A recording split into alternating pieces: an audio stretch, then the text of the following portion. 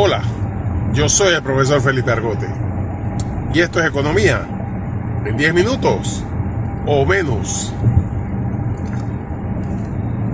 ¿Por qué tenemos que tener una estrategia económica?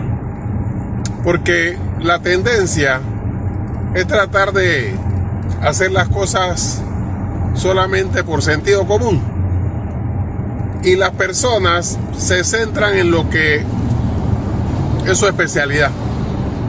Por ejemplo, un actuario solamente va a querer cuadrar su caja porque él es un contador. Él no es analítico, él solamente es técnico. Un analista financiero pues va a tener más variables a su disposición, pero en última instancia pretende que estas variables estén balanceadas, que no haya déficit. En cambio, si tienes la formación como economista y especialidad en macroeconomía, tú sabes que el problema es holístico. Todo lo que se hace de un lado tiene un efecto sobre otro. Si tú elevas la edad de jubilación, los jóvenes no van a tener trabajo. Entonces, si tienes un país en donde pues no hay suficientes gente para las posiciones, entonces tú elevas la edad porque tú quieres que la gente se quede. Pero si el problema que tienes es ahí el gran desempleo juvenil, tienes que establecer mecanismos para que los adultos mayores se retiren mediante incentivos. Tienes que hacer incentivos para que los adultos mayores se retiren en lugar que se queden mucho más años. Asimismo, la economía moderna no es blanco o negro.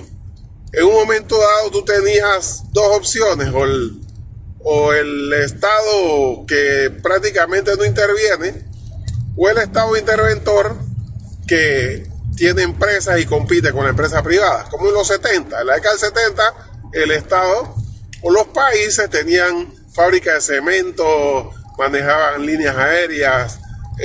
Todavía en Argentina se manejan líneas aéreas. Eso hay que privatizarlo. Sin embargo, hay cosas que no deben estar en manos privadas.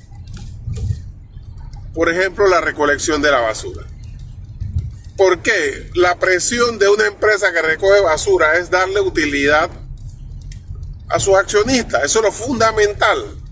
A pesar de que él quiere quedar o ellos quieren quedar bien, es un sentimiento. Pero al final sus decisiones estarán basadas en lograr utilidad en la empresa. Y si para eso requieren menos camiones recolectores, o pasar un día sí, un día no, o una semana sí, una semana no, como hacen aquí, finalmente tienes la basura tirada en las calles. En cambio, si esa misma empresa es estatal, la presión está dada en que la ciudadanía vea que su trabajo está hecho. ¿Qué pasa, por ejemplo, en San Miguelito ahora con la basura? Tienes una pésima empresa que hace dinero con la basura, pero sistemáticamente, hasta el peor alcalde, que era el anterior, cada cierto tiempo se hacían operativos de limpieza cuando ya no se aguantaba la basura. Pero esos operativos de limpieza lo hace el Estado con nuestros impuestos. Y eso no se le manda una factura a la empresa privada que debe hacerlo, por lo que estamos ayudándole en su negocio. ¿Por qué? Porque la presión está en la alcaldía, que la gente vea que no está tan sucio o que están recogiendo la basura. Pero la empresa dice: oh, qué bien, gracias, me resolvieron, ahora un camión menos. Porque finalmente ellos lo que les interesa es el dinero, que es para lo que se hicieron. Eso es totalmente legítimo. Por eso creo que la recolección de basura generalmente en todos los países o en casi todo está en manos del municipio.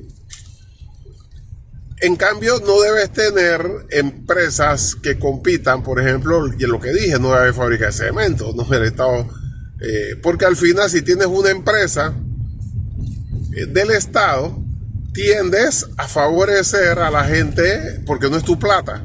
entonces pones a tu pariente, a tu copartidario y lo vas metiendo y luego haces leyes para atornillarlo y que no puedas votarlo, o que cuando los votas le des una indemnización de centenares de miles, como han hecho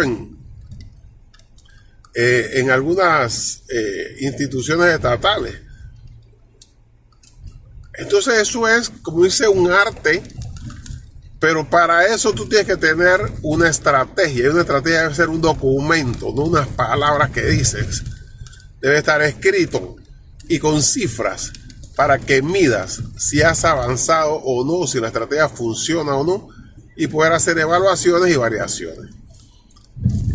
Pero cuando tienes un gobierno con un Ministerio de Economía y Finanzas dirigido por una concepción liberal que creen que no debe planificarse, y por eso ellos mismos cerraron el Ministerio de Planificación y Política Económica y lo transformaron en un Ministerio de Tesorería. ¿Cuánto entra, cuánto sale y cuánto podemos pedir prestado? Si tienes eso, pues definitivamente no van a planificar.